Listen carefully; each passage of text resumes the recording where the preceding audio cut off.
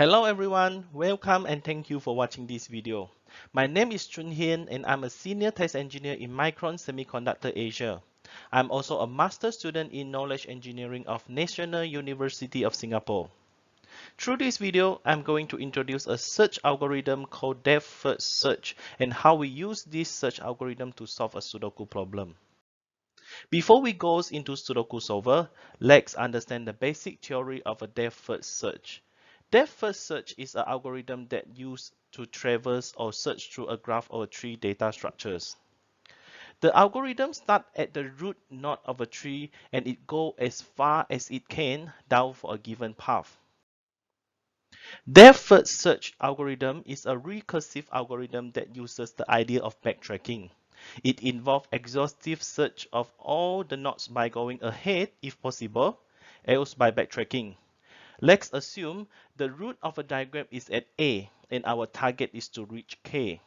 At the root A, it can traverse to node B or node D. Assume it randomly pick node B. It will traverse recursively into this branch until it reaches the dead end of C. At C, the routine returns a false and backtrack to node A again. Now, node A will explore node D and recursively go down and eventually it finds the target K. A true will be returned by each of a recursion and search is ended successfully. We have understood the basic theory of depth-first search. Now, we'll apply the depth-first search theory in solving Sudoku problem. Sudoku is a number placement puzzle. The objective is to fill the 9 times 9 grid with digits so that each column, each row, and each of the 9 3 times 3 subgrid contain all the digits from 1 to 9. This is a pseudocode of a Python program that uses a depth-first search algorithm to resolve a Sudoku. To solve a Sudoku, the algorithm will first look for rows and columns that have all unassigned cells. For an unassigned cell, the algorithm will try to fill a number from 1 to 9 which has no conflict for rows and columns of the 3 times 3 grid. The algorithm will then recursively filling up the next unassigned cell with a number from 1 to 9.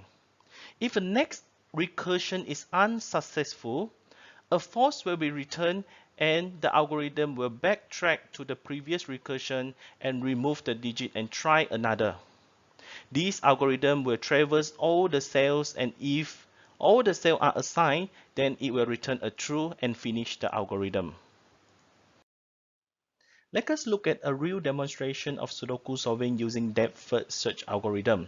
This is an unsolved Sudoku board that we provide to the depth-first search algorithm.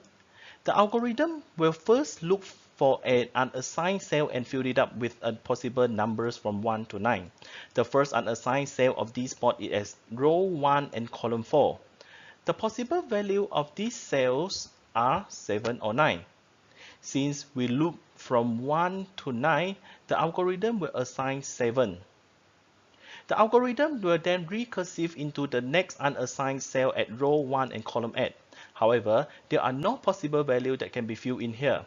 Thus, an algorithm will backtrack to the previous cells and the algorithm resume the recursion from there and fill in 7 on the next unassigned cell with no violation of Sudoku rules. This process of searching and recursion as well as backtracking is repeated until the grid is filled up. The algorithm will then return us a completely solved board at the end of the run. There are many usages of depth-first search in business. Among them are detecting cycles, topological sorting, and finding connected components. One of the usages that I would like to highlight today is the ability of the depth-first search in finding connected component. A connected component in a 2D image are a cluster of pixels with the same value and they are connected together. For example, in this picture, there are two objects. By applying a depth-first search, we can traverse through the pixels and label the connected pixels into 1 or 0.